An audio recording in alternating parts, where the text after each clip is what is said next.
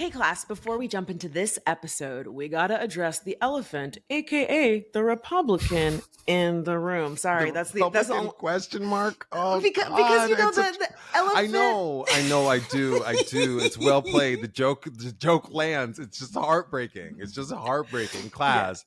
We recorded this episode about Nicole Scherzinger a few weeks ago and decided to release it this week because Homegirl is in the news and not for good reason. So we wanted to address it before the episode so you're not listening thinking, why the hell aren't they actually talking about the hot gauze, the thing on the street?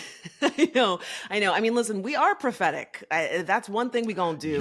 This podcast just be like wooing you. All of a Crystal sudden, ball. Like no shade, Nicole, but maybe some shade. Nobody was talking about you before this, and they were. Listen, theater was talking about her because she's on Broadway right now in Sunset Boulevard. Well, exactly, and we're gonna get into that. So what happened was after the election, Russell Brand, who is now apparently like super Christian and a Trump supporter, posted a photo of himself on Instagram wearing a MAGA style hat that says "Make Jesus First Again." To which Nicole rolled up in the comments and said, "Where do I get this hat?" And the backlash was, of course, very swift. And to be fair, Scherzinger is very religious.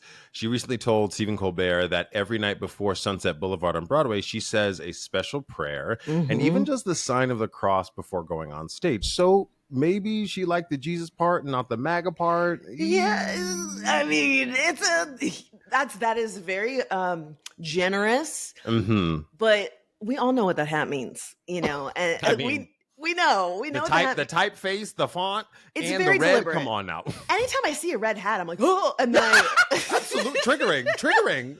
I mean, the brand is strong. Okay. It really I'll say is. that. I'll say that much.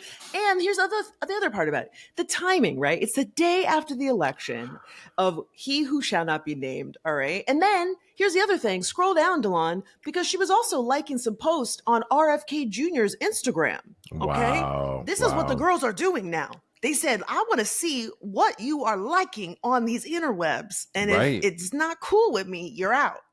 Right. And so, class, there's this picture of Tucker Carlson on RFK's Instagram, and Nicole liked it. And the post says, yes, at Russell Brand, at Tucker Carlson, I will restore free speech, end for the forever wars, and protect children's health once we get real Donald Trump back into the White House. So she liked it. She was like, yes, and. Yeah. So Delon, you and I traded some clips from the Tiki-Takis, but we didn't really get into it because I wanted to talk about it now.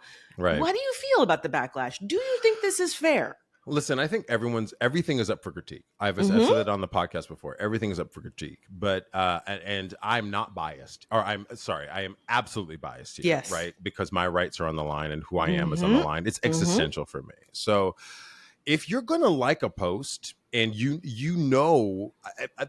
she's on the internet, there's no way you don't know what he has said, what the politics and are, and how people feel right now, and how people feel about it. And if you're gonna do it, girl, do it and double down, do it and own it. Stand 10 toes down and be like, yeah, bitch, make America great again. Like, totally. Listen, and the MAGA crowd will love your music too. I'm sure they bopped to it. They are not listening to no Pussy Dolls. They'll be like, this song is trying to make my child trans. My kid listen to Pussycat Nicole, Dolls. they're coming for you too, girl. Here's what we got to understand. Fran has a whole song about the leopards eating your damn face. They're going to come for you too. Yes, I do think it's justified. I think it's justified, and because if the internet is like democratization of conversation, then we're all allowed to critique in the democratization of conversation. Okay, he a poet, don't he know it?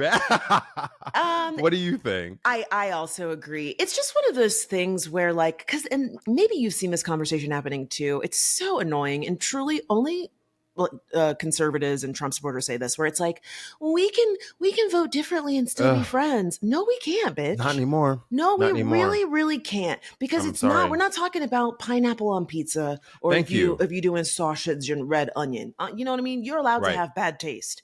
But if you are going to support a candidate, again, we don't have to tell you all the things he's said, but who is campaigning on literally wanting to round people up and put them into camps, You are not somebody I'm going to be friendly with. I don't want to support you in any your way. Your morals are off, man. Here's the thing. Your morals are totally off. And Right. This is like the shit that I've watched on TikTok because I've gone down the rabbit hole speaking through me. But like, I really do co-sign it. Politics and your morals are not the same thing. And if you're eclipsing your morals with under politics or one issue voting, like I could have fought for that before. But now it's about me. I have to go internal and support my community and keep democracy is on the line. Right? I mean, well, the line is gone. It's gone. I mean, listen. We had a choice, and we chose otherwise. Some of us chose otherwise. I know, and one argument that I've seen repeated that I have to agree with is that Nicole, and through the Pussycat Dolls and through her own solo music, has really built herself as like this queer icon. She's making dance music that queer people and people of color are supporting. So to now, indirectly, because again, I don't know how she voted, but if you're liking these posts, it's not looking good. Right. So she did release an apology, and class, that we love apologies on the show. Delon, do you want to read maybe just like take every other paragraph? Sure, that's great. And please try to do a Nicole Scherzinger. I don't know. I don't even know how I would do that. How would I ever? You bristled, but you went right into it, bitch. I deeply apologize for the hurt caused by my recent engagement with some social media posts. When I commented on these posts, I made the mistake of not realizing that they could be easily interpreted as being politically related, and I apologize to anyone who understandably reached that conclusion. This is a fucking nothing burger, first of all. I'm sorry you feel that way. I'm sorry you feel that way, but it's also some social... and also, let's talk about this. This was on your Instagram story. Mama, is not reading as genuine if it goes away in 24 hours. Oh, talk about it. You got to match the fucking energy. Talk about it. And then also like some recent social media post. Again, it's so vague. I hate when celebrities do this. It's intentional because if you don't know what she's talking about, they don't call attention to it. Right. You're not going to know. Mm-hmm. All right. So it goes on to say, many presumptions are being drawn which do not reflect who I am, what I stand for, or who I voted for. Many of the marginalized communities feeling hurt and concerned by the results of the presidential election are people I care about most. I stand with them, and I always have throughout my life and career. If you know me, you know that. Bitch, we don't know you. That's why do celebrities always do that? If you know, but we don't know you. We don't. And like, I don't know, like, even if this isn't her, the optics are bad, right? Because I don't believe it. I don't believe that you like these posts not knowing what they were about. Right. But also, like, she doesn't emphatically say, I did not vote for Donald Trump. And I, you know what I mean? And even if like, so the assumption is there. Right. And even if you were this could be a lie, but be like, my social media manager liked the post. Sure. I'm using an AI bot that goes through and just likes. I mean, listen, I'm not saying that would be truthful. But it would be suspect. But yes. But that at the very least would be like, I am, but like, right. A complete denial to your point. Yes. But absolutely. she didn't even do that. All right. We've got two more little paragraphs. She says, like so many others, in terms of adversity and uncertainty, I turned to my faith. I believe that posts I engaged with were about encouraging people to choose love and faith, putting Jesus first. For me, Christ embodies peace, compassion, hope, and above all, unconditional love, especially for those who may feel it the least right now. I hate but this. Like, again, like using, I will fight for your faith. I will fight for you to believe what you want to believe. I don't believe it, but I will fight for you to believe it. But to use that as kind of the excuse, to use that as like the get out of jail free card for the thing, for what you've done, it just bothers me. It bothers me because we're not having a good faith conversation, right? First of all, turned on, basement flooded, Delon. No, you're right. It's not good faith because let's be real. I hate when people try to link Christianity with Donald Trump because if you're a Christian, great, but there is nothing godly or Christian about that man. And we know what Russell Brand was saying when he put that hat on. We know what he was saying. Not to dig into Russell Brand's ass, but let's all pray. Let's all pray. No, he was saying God wanted Trump. Right. Well, and to get into Russell Brand's ass really quick, you're now eclipsing all the shit you did with Jesus. So I don't believe that shit either. Right? Oh, yes. As soon as all of a sudden all the allegations started coming out against you, suddenly someone who has been a staunch atheist and has made his whole brand, pun intended, about critiquing Christianity, now suddenly you're out here talking about Sky Daddy? Get out of here. Get out of here. I just feel so gaslit by this stuff because it's like I believed one thing to be true. I believed that like we all were working with facts. I believed that we were all working with that's where you fucked up. Probably, evidently. But I believe we were all working with a sense of like moral clarity, right? Like you're talking about I hate this bitch so much. No, I hate you so fucking much. I am genuinely I'm an active listener. No, but it's the tone in it. She was like, like you ain't believe my ass. I just have become such an old black woman. Totally. I fully am. But to the point, like I thought I had some kind of faith. I had some kind of hope because without it, I don't know what to do. Yes. Now y'all done eroded that. I'm like, I don't trust none of you.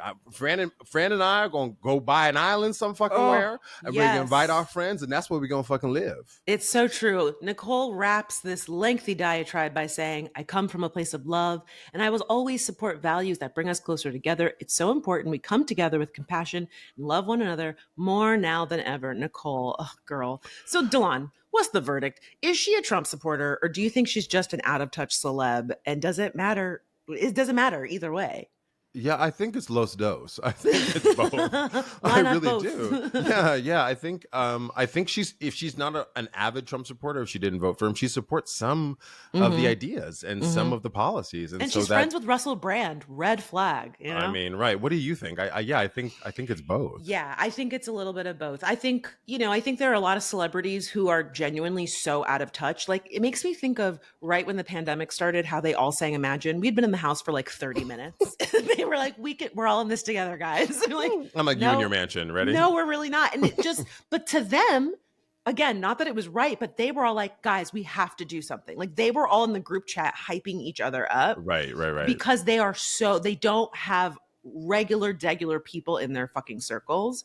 And similarly, when the election happened, I was very sad. I made one post and I got off the internet because I didn't want to fucking look at the internet. Okay. Right. And so like for her to be scrolling through Instagram, liking celebratory posts, if you don't know how that's coming off, again, you are either just completely out of touch, which is still bad. Right. Like we live in a society, like please participate. Right. And or I think she voted for Trump.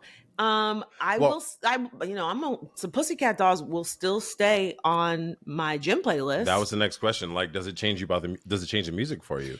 For Pussycat Dolls, it doesn't because she's like, she is the lead, but she's like 1/5. Melody's back there. Listen, I'm a bop to the. I was just at the gym, leg day. Hey, I sure was, and I was bopping to the Pussycat Dolls. Class, I also just want to just a little pin in this.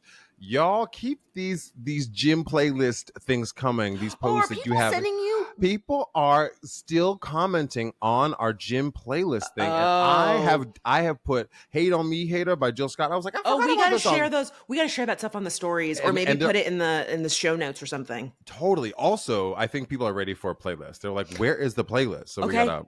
All right.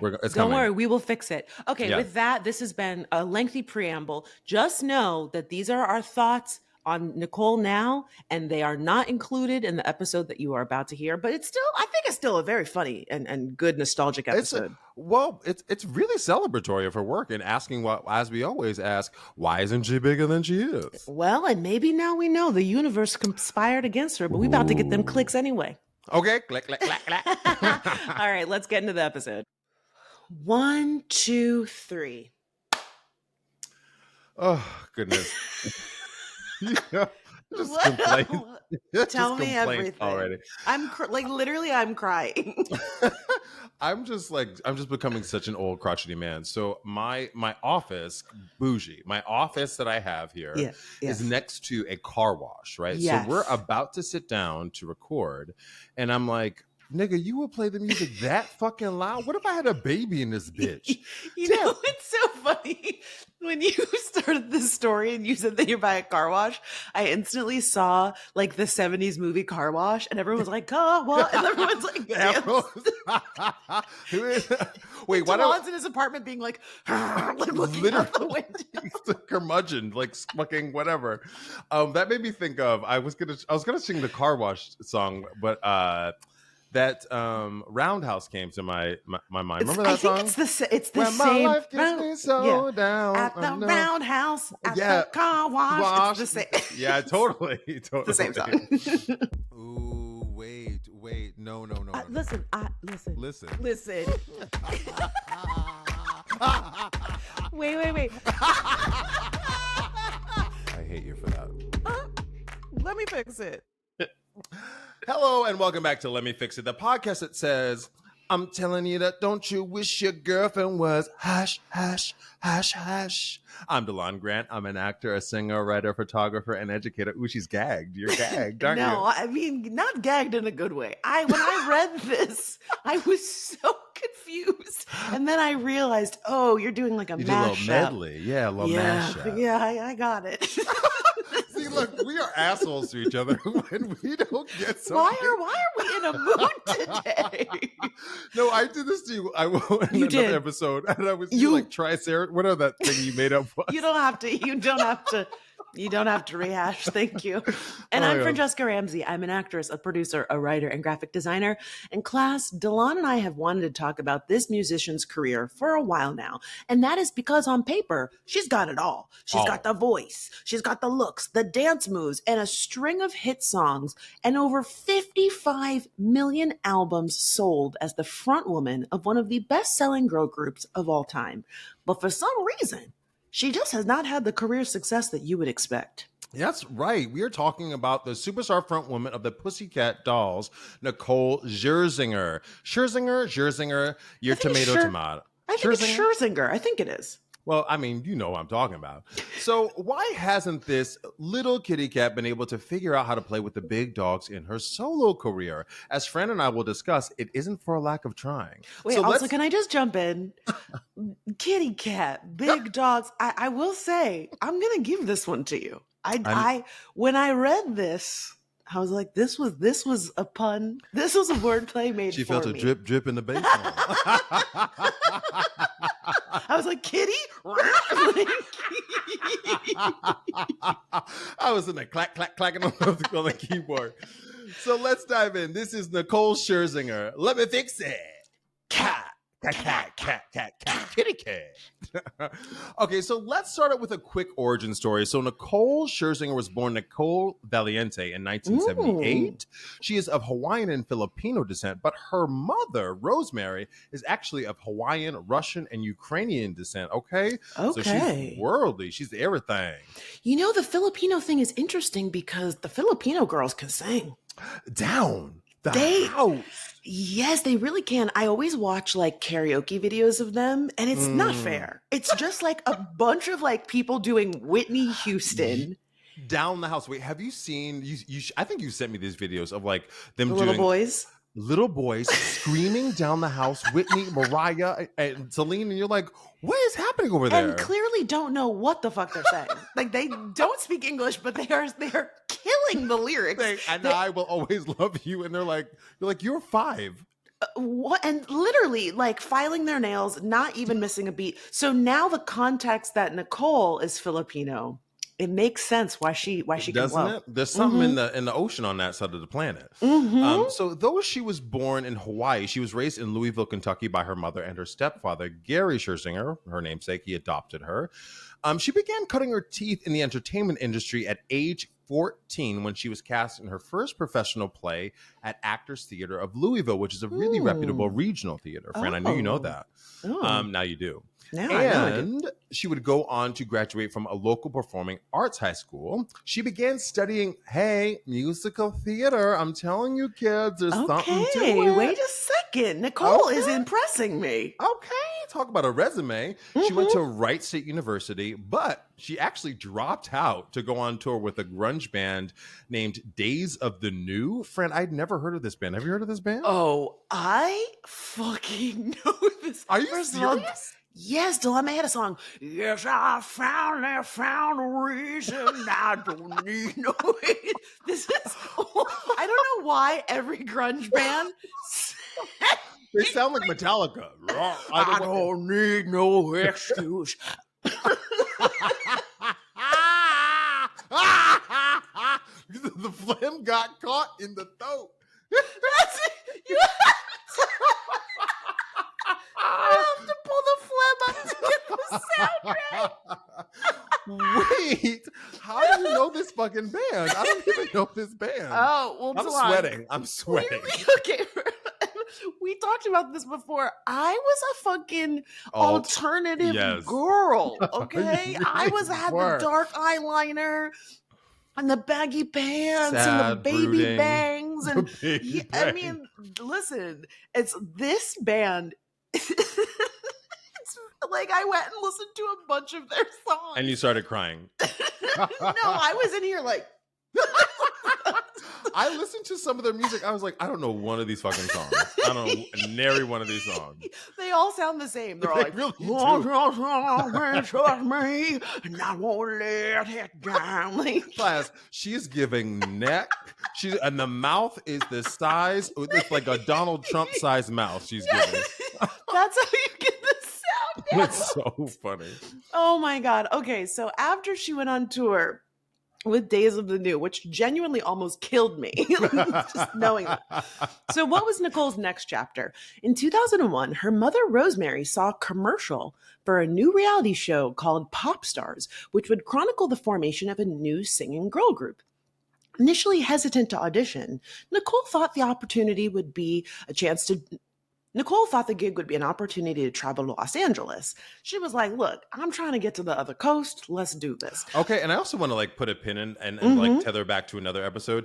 Remember when JC Chaze's mother found the Disney Channel audition in the newspaper? So shout out to parents out here like helping their kids along, okay? You know what? Sometimes stage moms actually have their kids' best interest in mind. They say, you got talent and I want to foster it. So shout out to Nicole's mom and JC's mom. So, class, you may remember us talking about pop stars in our American Idol episode last season. If you haven't listened, it's an episode that will satiate your nostalgia. So please go give it a listen. Pop Stars was a New Zealand-born reality show that was the inspiration for American Idol. So Scherzinger was on the first American version of Pop Stars, which created the girl group Eden's Crush. Now, Delon, did you watch this show? So, friend, I barely remember this show, but I remember it kind of functioned like a documentary style show instead of the competition. But what I kind of love just talking about it is that I know the girls had to audition to get into the show and be part of the group, but I love that it was just talking about them making the first album. It wasn't like call in and vote or anything like that. It was more docuseries style. All docuseries, which I love a doc, right? And like the pressure behind that is for them it's higher, but for us we're less invested, so I get to like watch it like a removed somewhat, right. You know. I also like the nostalgic part of me really wants digs reminiscing about this era of reality TV because it was still so figuring pure. itself out, right? It didn't know what it was doing. It was weird. It was quirky. It was raw. I really dig that. But I think you were a big fan of this show, right? I was a big fan, but I did watch the show. Do you remember their song? Do you remember the Eden's Crush song? Get over yourself goodbye. It must be haunting you do living in your life. Yeah, I do remember. You know what I remember? I remember that like the name Eden's Crush felt like a knockoff of Destiny's Child. Yes. It's just kind of Eden's Crush. It just like what are you talking about? I mean, and it's kind of blatant. You know what it is? It feels like an SNL or like a Mad TV joke, like on a parody. Destiny's Child. A parody. Yep, exactly. Absolutely. Right. So we know that Nicole gets into Pop Stars and becomes part of Eden's Crush. Like Fran was saying, their single "Get Over Yourself" was a bop. The single would debut at number 8 on Billboard's Hot 100 and number 1 on the Hot 100 single sales chart. Now, Eden's Crush would become the first female group to debut #1 on that singles chart. Isn't that crazy? What? Is that crazy? I mean, you know them? the thing, yes, but you know what it makes me think of?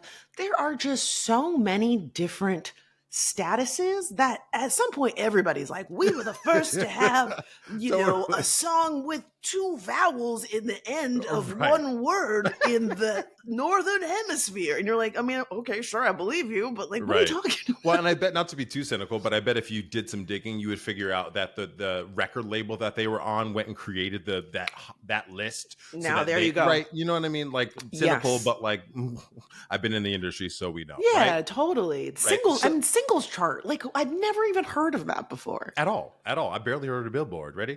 But listen, class, Eden's Crush streams will suit class.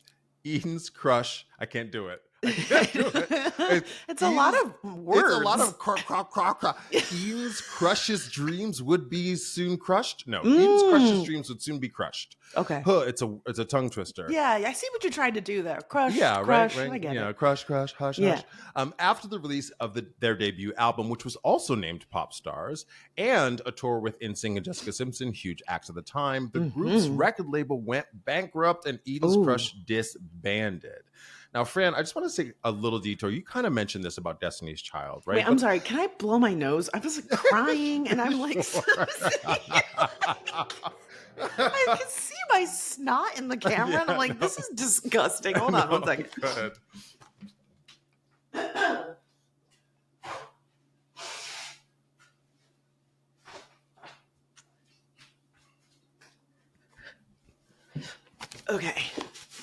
Okay.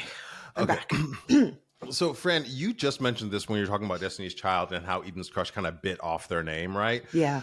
I just want us to take a little detour here to talk about the girl groups of this era and their names, because they fall into like really weird categories when you look at them collectively, right? Yeah. So there's like the 2-syllabled, somewhat ambiguous name, right? And it's a little euphemistic, but not very much. But you're like, what does that even mean? Eden's Crush, Destiny's Child, you mentioned, Spice Girls. What does that mean? Okay, so I do know that the Spice Girls, they were like an orchestrated group. It was like an ad in a newspaper. Like somebody was trying to put together a group, and these were some of the girls that they picked. And it really was that they were coming up with names for each of the girls' personalities, like Ginger, Baby, Scary, which is just racist. Scary, racist. They're just like the black one. The black one. Yeah.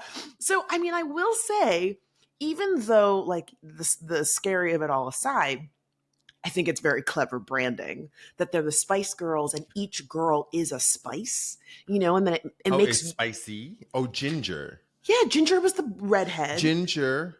Baby. Sporty's a spice? Yeah, sport. They're all no, not real spices. Like they each girl has her own flavor, like person.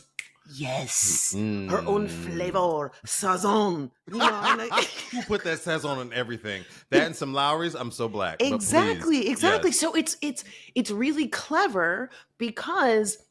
I mean, and look, boy bands figured this out long ago that everybody wants to pick a member, but they're like, that's my member. So like the Spice Girls of it all, you're either a baby or you're a ginger or you're whatever, or you're black. You don't get to have a you're well, just also, that one. To your point, like they are gearing these or building these groups and marketing them to very young kids, right? Through preteens. So like, yes, it's kind of like the Power Rangers, right? Like give them someone to look up to.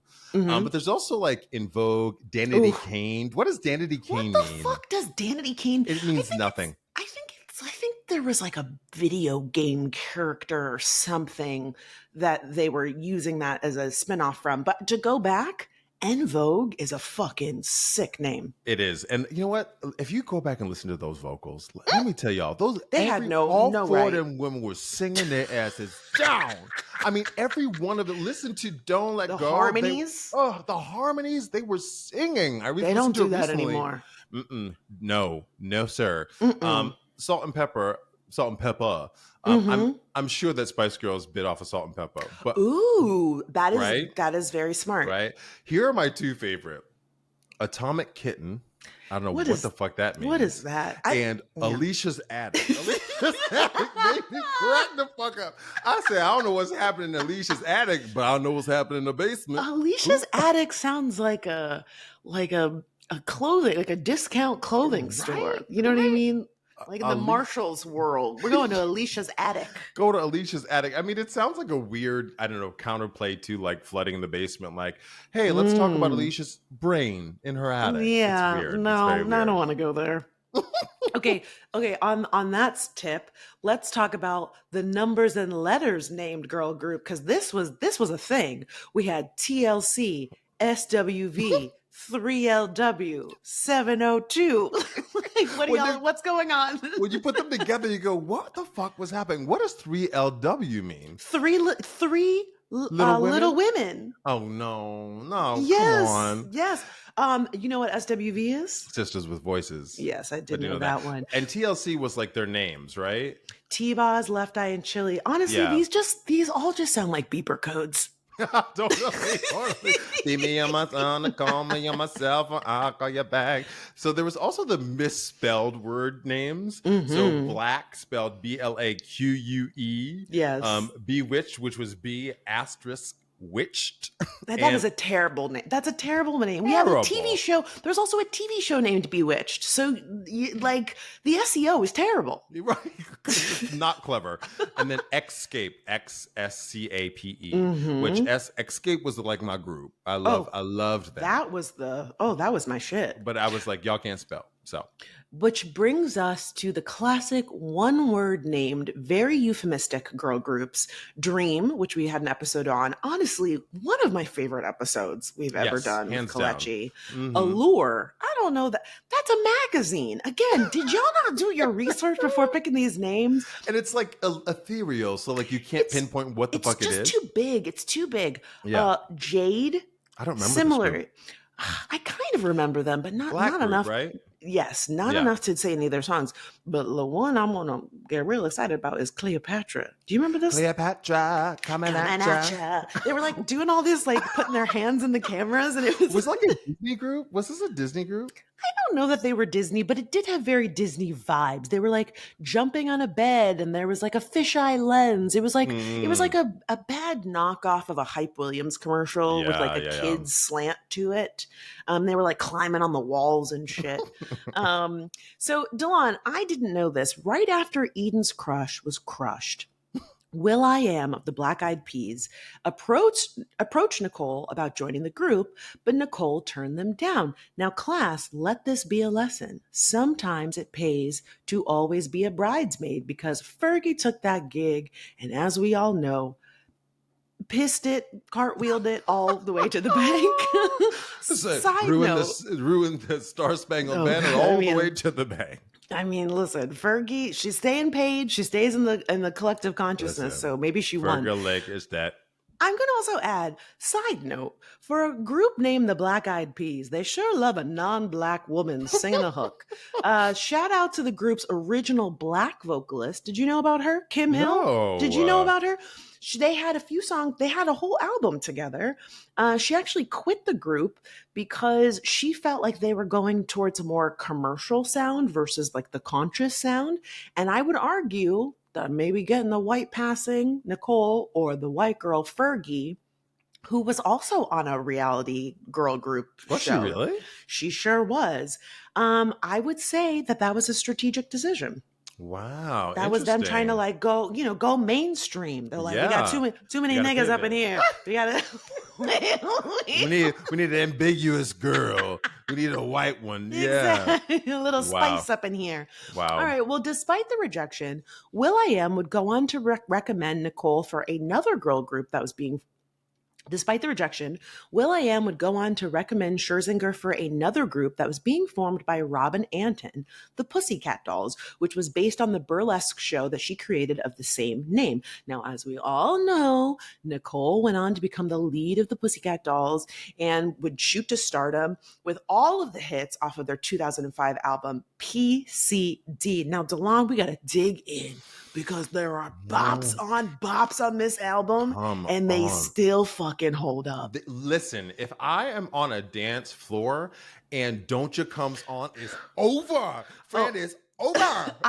That's on my gym playlist, and there's something so funny about that song because the way Nicole is enunciating, she's like, I know you like me. I know you like me. She's like, I know you do. I know you do. And in the back of your mind. She just could not wait to do this damn impression. Yeah. You know what my favorite thing is bust on it. Before she like even starts. Oh, it's so good. You know what I also like about this song is it's a fucking side chick anthem. And normally I don't think people would go that hard. Like you'd listen to the lyrics, you'd be like, this is really fucked up.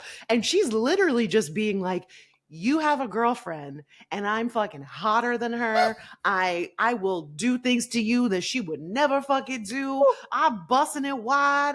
You know what I mean? Like I'm doing all of it. And we're all like, yeah, cheat on your partner. But you know what also is fucked up about that? It's like, it's the power of fucking sexy. It's the power of youth. It's the power of body. It's the power of beauty. The idea that you would stand and go, I know you want me, and you're next to that troglodyte. You're next to that hoe. You know what I mean? Troglodyte is so awful. I mean, literally, it's not a troll, it's a troglodyte. Yeah. You know? Class, a troglodyte is basically like a cave person. It's a Neanderthal, if you will. That's your history lesson for the day. So Don't You was their first single on this album. And let me say to Miss Robin Anson, who created the group, girl, you can hear the burlesque in this song. Don't you wish your girlfriend was raw like me? Damn! you doing it like that, girl? Shoot. Pass me the cup, okay? It's so funny that you say that because you know what? When I think of burlesque, I think of this movement where you're like twisting your wrist. You're twisting your wrist around. And I feel like that's part of this song. Like it's like you're scooping them into you. You're bringing them in. You're scooping the men up and you're bringing them in and you're stealing them. And it really does have that, like you're behind a feather or something. I don't know. You know, I think of booby tassels, and I think you bouncing, and the booby tassels just swinging around. This was some of the first music that had the little white girls in my high school dipping it low. I swear to you. Like, do you remember we were in high school seniors when this song came out? Maybe for freshmen, but I remember y'all couldn't dance to save your lives, but you could dip it low and pick it up slow. Yeah. Well, I think it's the burlesque of it all. Yeah. It's a lot of like swooshing and like very sensual, and like power walking and like doing splits. A power walk, yes, girl. You know what I mean? It's like you're not really dancing. You're moving with purpose. You're moving with purpose, absolutely. You better move through space.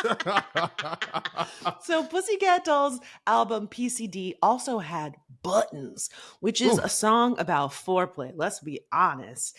It's a great song. It's so good. I also want to mention, Delon, have you seen this very viral clip of the girls performing Buttons on some award show? And Melody goes rogue. And she just I have seen this. Wait, I have seen this. Oh my God. And Nicole is giving her the death stare. Pissed. They are out there performing and Melody comes from the wings. It's like I don't know if they had already kicked her out of the group or what, but she comes out and she's just like, like just belting her face off. She's flat. She's doing so much. You know something happened backstage and she was like, fuck this shit. Oh my God, it is the funniest clip ever. But you know what? It's also kind of a little bit of foreshadowing because there was a lot of tension in the group over the fact that Nicole was the lead. All the girls could sing, right? But Nicole was doing the lead on every single thing, and not everybody was happy about it, as evidenced by Melody. She said, "I'm going to take matters into my own hands." Another song on that album was "Stick With You," which was the slow jam on the album. It's a slow bop.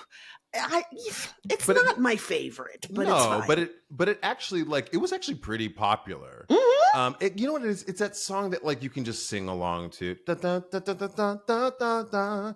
It's like the melody is like, I must stick with you. Whatever you know what I think? The thing that Not that I don't think it's a decent song. I think it just doesn't fit the vibe of don't you wish your girlfriend was hot like me? Loosen up my buttons. And it's like, I'm going to stick with you. Like, what do you talk? Like, you know what I mean? She's like, I'm a thought, but I'm a loyal You thought. know what it is don't you is how you got him. Buttons is how you kept him. Now you trying to keep him. Yes, right? and as we all know, you lose him how you found him. You need, good luck, girl. So Fran, before we leave the Pussycat Dolls and start talking about Nicole's attempt at going solo, which is inevitably going to come up, class, right? I have to mention my favorite Pussycat Dolls song. Wait, I got to play it for you. Ready? Okay. I guess I could play it on the thing here as someone's dying in the... I meant to have this queued up. My bad. Oof, girl, this is my jam. Okay, I have to turn it up. Can you hear it? No, I don't hear anything. Oh, fucking A. You know why? Because my headphones are plugged in. Okay, ready? Yeah. This is your favorite song? Come on. When I grow up, I want to be still, Come on. Okay, here's what's so funny. I put this on my list as why hadn't we mentioned this song? Because you know what I always think of when I hear this song? When she says, I want to be famous, it sounds like she says, I want to be famous, I want to have boobies. But she says, I want to be in movies. I want to be no, she talks about I want to have big boobies. Is that what she says? Yeah, let me look at the lyrics. She says, I thought she said, I want to be in when movies. I grow up, I wanted it. Wait, let me see. When I grow up,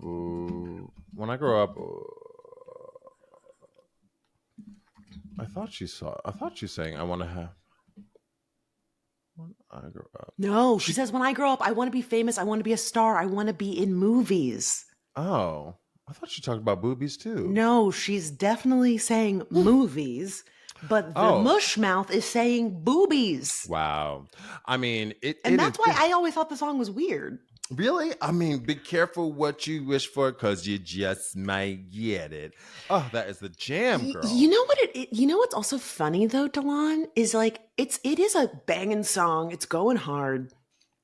But it's also kind of like sad foreshadowing, right? Because it's like she's like Nicole never reached the heights that I think her talent says. Wow. And here she's singing this song where she's like, when I grow up, and she's like, wow, she's like singing her face off, and it's not enough. Yeah, I mean, listen, I hear you. You just brought us down to reality. Fucked up my whole moment. But we also, you said you don't know this song. You don't know Hush? I don't want to. No, I looked it up and I was not impressed. You don't know that? Oh my God, it's like a techno dance song. Class, if you know I'm this not song, a gay get at man, us. so that's why I don't. Because right, exactly. When was the last time you were on a dance floor? Okay, that sounds like a song. You know what that sounds like? That sounds like a song that you're on the dance floor with some man who you don't know, Absolutely. And then the next day you're like, I think I'm in love. How dare you? How dare you come up with a rhetorical that's actually my history? I hate you so much. All right. So while PCD would go on to garner the Pussycat Dolls a Grammy nomination at the 2006 Grammy Awards, after a few rounds of musical chairs with members coming and going, the Dolls officially disbanded a few years later in 2010. They attempted a reunion in 2019 with most of the original members, excluding Melody. That's the one that went rogue on that award show. But those plans got squashed when Robin and Nicole got into a legal dispute over compensation and ownership rights of the group. Okay. Wow. See, I didn't know all of this. I didn't put this in the doc. Yes, Goodness that was me. You know, she's a writer. So as Delon alluded to, Nicole Scherzinger has tried her hand at a solo career. In 2007, she announced the release of her debut solo album. Her name is Nicole, but it was shelved after the pre-release of her singles that did not do well. Delon, had you heard of any of these singles? Baby Love, Whatever You Like, and Supervillain? I listened to these. I did not know A note. I did not know these songs, so I don't know her. That's no. why they shelved it, huh? Right, because it wasn't no one like it didn't they didn't even sound like her. And I think it's because the Pussycat Dolls had such a distinct clubby sound, Mm-hmm. and she was trying to do something else, but like it really just didn't work. What did it sound like? Like some of it was like a little rocky, as if she went back to the days of new. You know what I mean? It sounded like I was like, "What is this? I want a beat. We want a beat." And like also, then she tried to like ballad it, and she's not really. Here's my comp, or like the I'll just my when comp. JC did that schizophrenic. Gosh, schizophrenic. Yeah, actually, it's a good comp. But I was gonna say like Jennifer Hudson, right? Her thing is like she has this big voice. We want her to sing ballads. Like I feel like the world doesn't know what to do with her voice. Like we know it's a good voice. We just have to like figure out where to place it. Nicole was trying to do some of that on the album, but her voice isn't that big. It's a great voice, but it's like a studio voice, you know? And it just like the album just like hadn't really figured out where to place her, I think. For my money anyway. Yeah. I mean, I again, I don't know these songs, but I think it's kind of emblematic of her career where it seems like she doesn't really know where to go. Like she has the talent, but like she just hasn't found the right vehicle for it yet. Right. And it maybe like, you know, the people around her have been trying to package her in different ways and like that just hasn't worked out. And so, you know, listen, she didn't stop there though, class. If at first you don't succeed, you know, like Aaliyah said, dust yourself off and try again. Amen. So in 2011, she released Killer Love. And in 2014, her album Big Fat Lie debuted. But Fran, I didn't know that she had 2 full-length albums. Both of these albums have 14 tracks respectively. And I couldn't name a song. Less is more. I mean, first of all, it is an accomplishment to put out an album, period. Because we know how many artists get stuck in development and their album gets shelved and you get stuck in a bad contract. So, you know, not going to poo-poo her there. And to your earlier point, like she kept trying, which is something to be said. But yeah, none of this is memorable to me. At all. But I do have to give her credit because like the 2010s were kind of where we stopped buying CDs and full albums. Spotify and streaming kind of changed the landscape. So she was kind of like creating and going solo at a point where like the album landscape was shifting. Like I can't tell you the last CD I bought, right? So there's also that. So, you know, things in the last 10 years have kind of come full circle for Nicole, in that she returned to reality TV. She has been a judge on the X Factor franchise, The Masked Singer, and was a contestant and, spoiler alert, winner of Dancing with the Stars Season 10. Did you watch that show? I don't watch Dancing with the Stars. People love that. People love this fucking show. But here's the thing. Sometimes I feel like they put like, you know, I don't know, I was going to say Anthony Bourdain, rest his soul. But they put like some rando who isn't an entertainer on there, like Martha Stewart, next to Nicole Scherzinger, who is a performer. And I'm like, that's not fair. She was going to win that damn thing. How could she not? The way that what they label as a star, I think they really are taking a reach. Because the last season, they had Anna Delvey, the girl on there who was like the scammer girl. Do you know who that is? Yes, I do. Why the fuck was Anna Delvey with her freaking ankle bracelet? P.S. You had an ankle bracelet on during the thing? Yes, Delon, because she was supposed to be on house arrest, but she got a special exception so she could go to L.A. and be on Dancing with the fucking Stars. Oh my whole fucking God. They were supposed to deport her ass, and ICE was like, we'll make an exception for you, little white girl. Only white people. White people. Literally, you're a child, we will lock your ass up. But white ass Anna Delvey, and she's not a star. Like, what does she do? You know what I mean? Just absolutely know what you mean. But they also had what's the guy's name from Trump's administration that they had on there? Anthony Scaramucci. Spicer. Oh, Anthony Scaramucci. But also Sean Spicer. And people were rightfully pissed about that. Right. And it was like, oh, look, I'm rebranding. I'm on Dancing with the Stars. It's like, no, we should not be giving a platform to somebody who was involved with one of the worst administrations in our nation's history. Who was lying in our face, lying in our faces. And now he's doing the motherfucking foxtrot? Like, get out of here. Absolutely. You know what it does, Fran? It normalizes the bullshit. It normalizes the lying, which is like makes me so uncomfortable. I'm going to forgive the detour again, but I just have to stick with like Anna fucking Delvey, white people getting this kind of leeway, privilege. Crazy.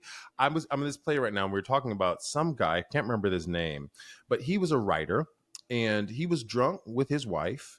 And they were playing the game where William Tell, where you put an apple on somebody's head and you try to shoot it off. What? Yes, they were playing. That's a game with a real gun. Yes, it's called. I forget this artist's name, but it's called manslaughter. That's what it should be called. That sounds like a.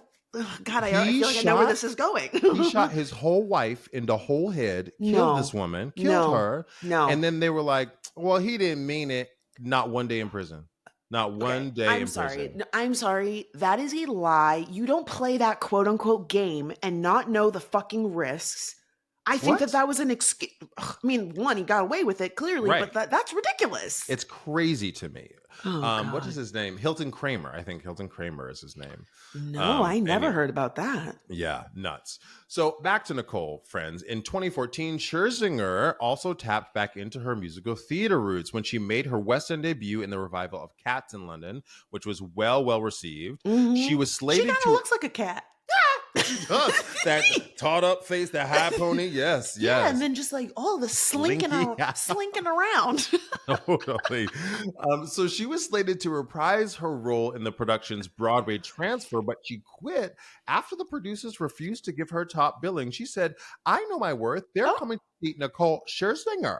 Oh, I wonder why they did that. It's very weird because like she's the draw. She's the star vehicle, right? And she got great reviews. Obviously, she knew what she was doing. For an Olivier, like she also was in the Pussycat Dolls. I mean, the marketing basically does itself. Talk about it. See her face on a bus. So last year she also returned again. Last year, she returned to the West End again to play Norma Desmond in the revival of Sunset Boulevard, which she won the Laurence Olivier Award for Best Actress in a Musical. Wow. Shout out to my friend Rachel Tucker, who I was on Broadway with.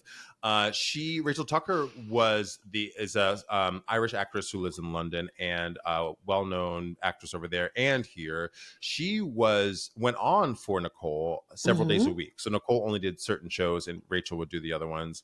And I wish I could have seen her. So shout out to Rachel. Wow.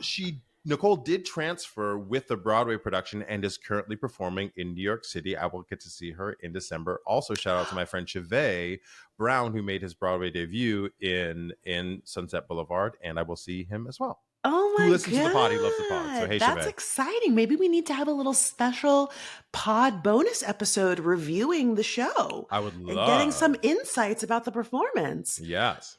So Nicole has done some film and TV work as well. Most notably, she lent her voice talents to the animated film Moana and its sequel, Moana 2. Here's the thing about Nicole.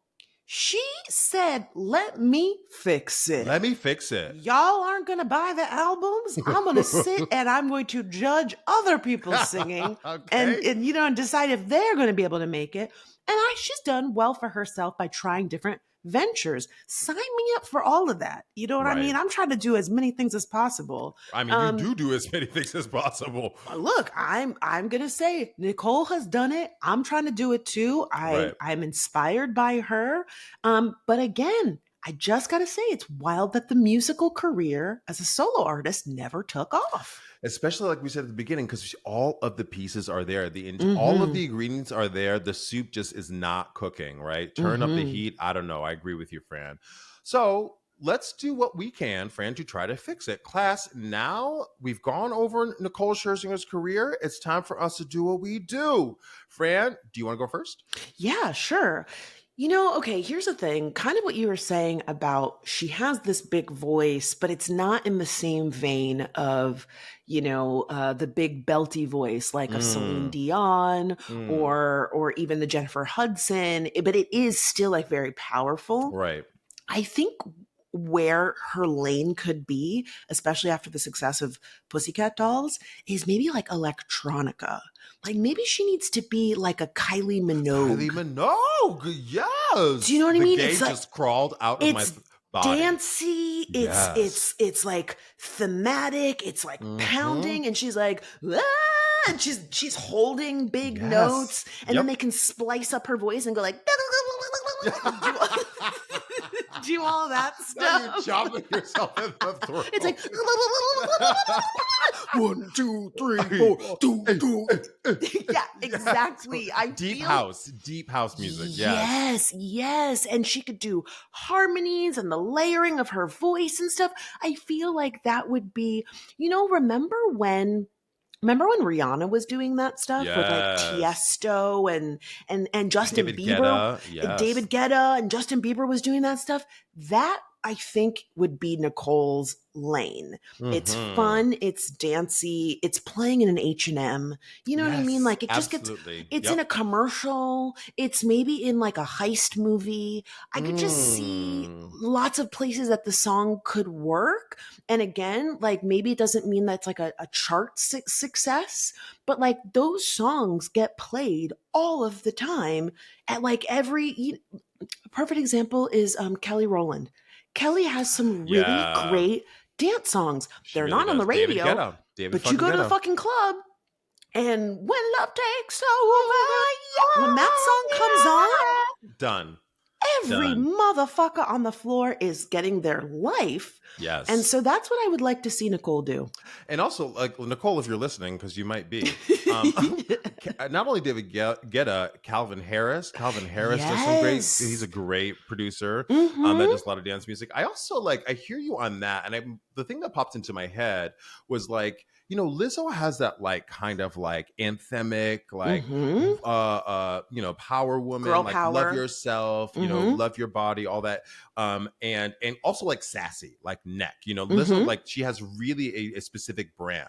Yeah. And I feel like Nicole's brand is very sexy. It's very I'm gonna take your man wants you want these buttons, but what if she pivoted, right? Just to your point, what if she pivoted to something else, right? I don't know what that is, but is it is it more bubbly? Is it another group that she's, I don't know.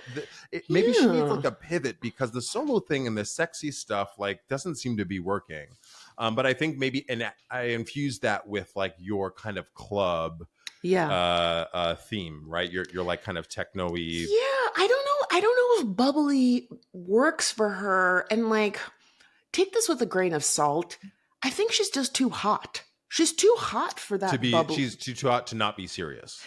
Yeah, I just think she's too hot to be I'm cute and bubbly and I'm girl next door. She is a vixen. She's so sexy. You know what I mean? And I think right. And maybe in some ways, maybe that kind of worked against her, because to your earlier point about the time changing when we were buying CDs and stuff, I kind of feel like the pop star was changing as well. Nicole was kind of in that bad girl, I'm gonna take your man, whatever. And I feel like we kind of moved into this more girl power era.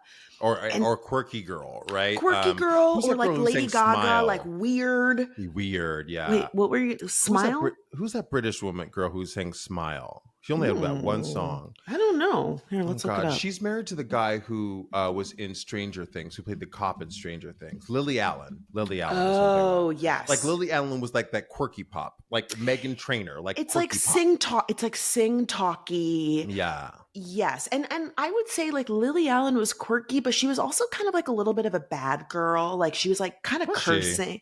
Yeah, she had some songs about drinking at the pub and being cool and whatever. Being British. Yeah. But I don't know. I feel the overly sexed up bad girl, I'm gonna have sex in a bathroom vibe. Ooh. I feel that's the vibe that Pussycat Dolls radiates. And I just feel that wasn't necessarily the move. And so again, I don't know that the bubbly thing would really work for her. Yeah, I guess I'm just saying she maybe a transition to something else, but when that is the brand, it's hard to change that, right? Because that's how we've seen her, you know. Yeah. Wait, so is that your fix? No, not my fix at all. Okay. So my fix for her is she is engaged. Her sexy ass is engaged to another sexy ass motherfucker named Tom Evans. He is a former rugby player. And the two of them, they are always on the social media just being sexy together. And I'm like, first of all, it's not right. It's not right, but it's not right. Please procreate and make more beautiful people in the world. But because they're engaged and they haven't really set their wedding date, I thought like it's a prime opportunity to tap into the wedding industry. Like maybe partner with like a Vera Wang, or partner with a florist, or partner with some kind of company. I mean, that's a reality show. Nicole getting married. Right there and there, right? But have a tap into that, because I think like the reality show thing works for her, to your point. But nobody really has tapped into other. I think Jessica Simpson has done a little bit of this, Of what? Has tapped into like retail and like I don't know, home decor and things like that. But lifestyle, like what is the lifestyle thing that she can tap into? And I think transitioning with her wedding and doing some kind of partnerships therein might be a nice transition to go, oh, after we got married, one of the things I did is we got this towel set. These are these towel sets are I don't know Oprah towel sets, you know? Sponsored lifestyle wedding stuff. I mean, look, I people have lots of rightful criticisms of the influencer space, but the reality is people want to buy things from people that they like and that they trust. Yes. And so, you know, I don't know what Nicole's personality is like outside of Pussycat Dolls, but I could absolutely see that she has a dedicated fan base that would eat up anything that she says, this is a thing that I'm buying. Yeah. And to your point, it's vetted, right? That's why influencing works. That's why celebrity, you know, brands and things like that work. So that's my fix. Amazing. All right, class. So Nicole Scherzinger, did we fix it? Let us know over on Instagram @FixItPod or email us lemmefixitpod@gmail.com. And now it's time for everyone's favorite segment, the Glow Up, where we give props to those who've turned themselves around without our help. But first, let's take a quick break. And we're back. Delon, would you like to go first? Sure. I actually am going to read the thing that you put in here. Yes, please do. So this is a comment from a listener that we have, friends. And I just want to say, class. Oh, it was a review. It was a review from Apple, actually. Thank you. Yeah. So this is a review from Apple, and we just want to say, class, thank you so much. I know we thank you a lot. I know that you know how much we appreciate you. But this was a lovely review, and we couldn't do this without you. So this review says, so glad you are back. Happy, smiley, cry face with joy emoji. I'm so glad to hear your voices again on the podcast, Francesca and Delon. I love listening. This is my favorite podcast, and listening to you all is like chatting with my best friend about our favorite pop culture topics. I have to say, I have been in a pretty low place lately. Adulting has been dragging me, as referenced in the opening of this new episode, start of season 2, and I'm constantly trying to adjust my grip on the end of I'm constantly trying to adjust my grip on the end of hope. My rope of hope. There we go. And I'm constantly trying to adjust my grip on the end of my rope of hope, which is really well phrased. I know, a poet. But something about hearing a new episode today has brought me back from the brink. Thank you for lending your talents to this world. That is so beautiful. And I'm so glad to be here for you. Please always keep coming back. Not like it's AA, but keep coming back, because we love you and we're here to support you. We are people who are going through the world just like you are. And I hope that I'm so glad and grateful that the things that Fran and I are talking about are things that you relate to and can give you hope. And you understand that, like, in our vulnerability, you see yourselves in us. This is the community, the classroom we're building. So we appreciate you, listener.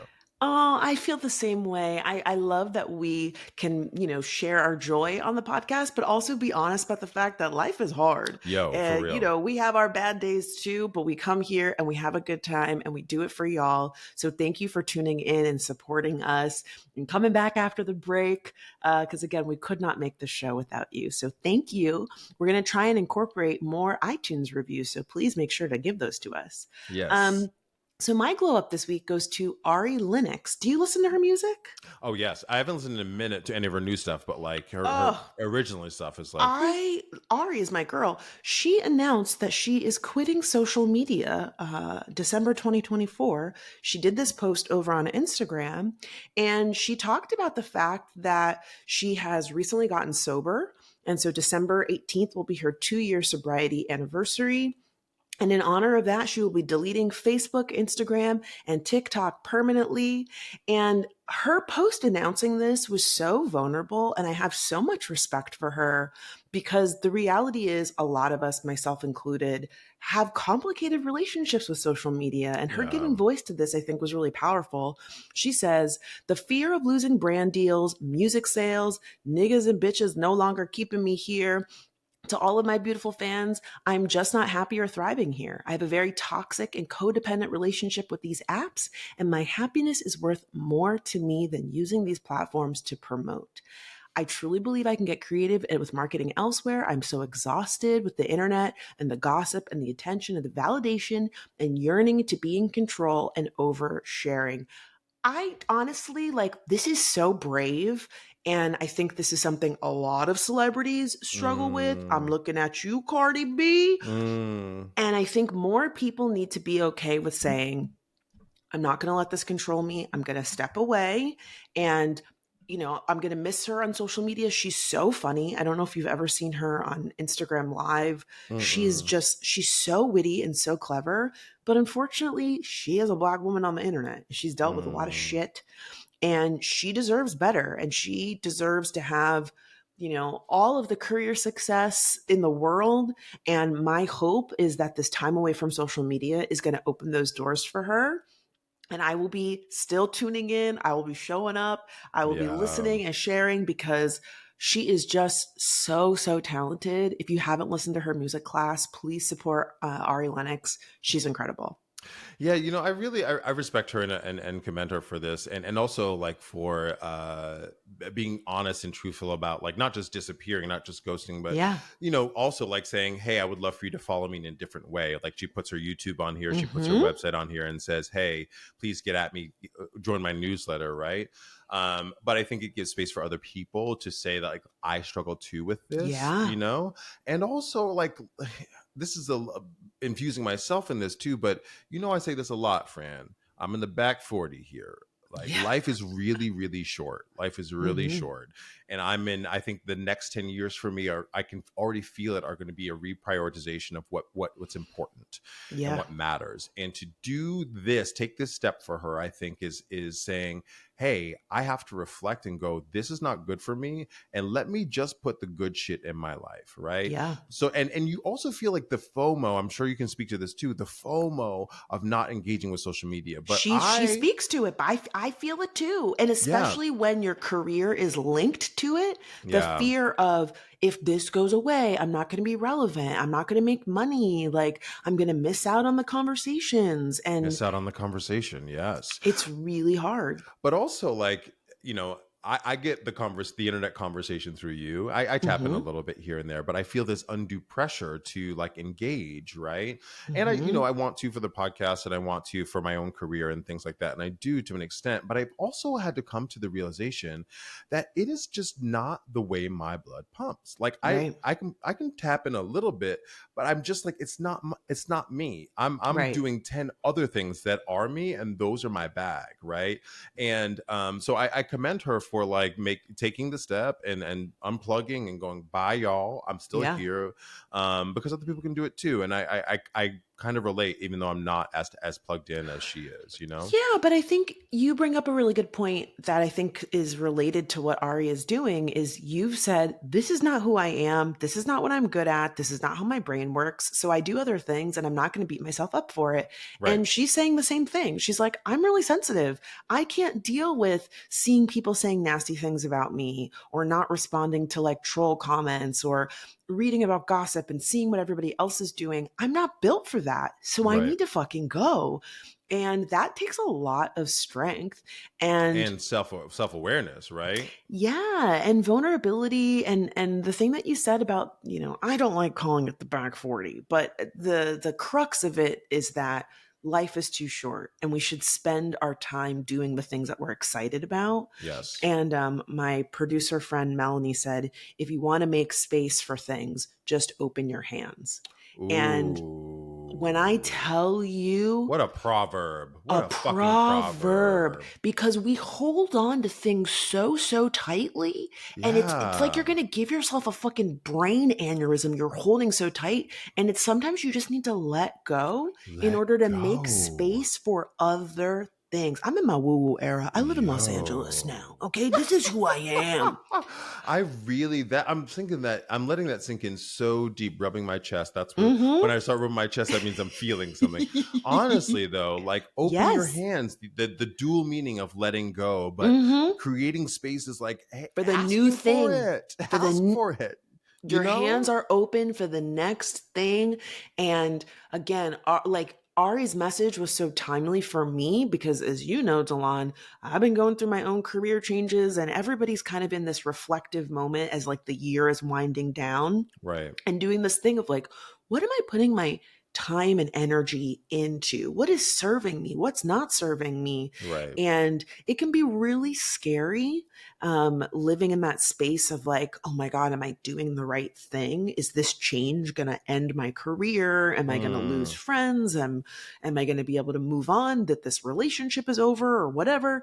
But the other side of it is excitement at the possibility of like, I'm letting go of this one thing and I'm making space for a new, better, exciting thing. And so that's what I see for Ari. And that's what I see for us too. I made a big career change this year. I made a big shift, a big city change, and it's definitely difficult, but like there is like, oh, there's just possibility in front of me because I've made this choice, right? Yeah. So all of that. So class, we want to hear from you. Which was your favorite Pussycat Dolls? Song. You want to add song on the end of this? Who was your pussy? Nobody knows. Only Nicole and Melody are the only ones anybody knows. Until you said her name, I didn't even know that girl's name. Okay, Melody. I only knew because she was showing out that one time. Right. Or maybe you'd like to suggest a TV show, celeb brand we should fix in a future episode. Hit us up on Instagram @FixItPod or email us lemmefixitpod@gmail.com. And do not forget, we have a YouTube channel where you can see me and Delon, my sweaty nose, us cackling. My sweaty forehead. Delon's sweaty forehead, the chest rubbing, the whole thing. No editing, raw and real over at youtube.com/@FixItPod. And if you enjoyed this episode, please be sure to give us a rating over on iTunes. We might read it on the show, but you can also hit us up on Spotify, Amazon Music, or your favorite podcast app. I'm Francesca. I'm Delon, and this was Lemme Fix It. I love that our arms are just I know out. you like me. Ooh, it's easy to see. You just became an old ass man. In the back of your mind, I know you show me how. Don't you? Stupid. Oh, that was so good.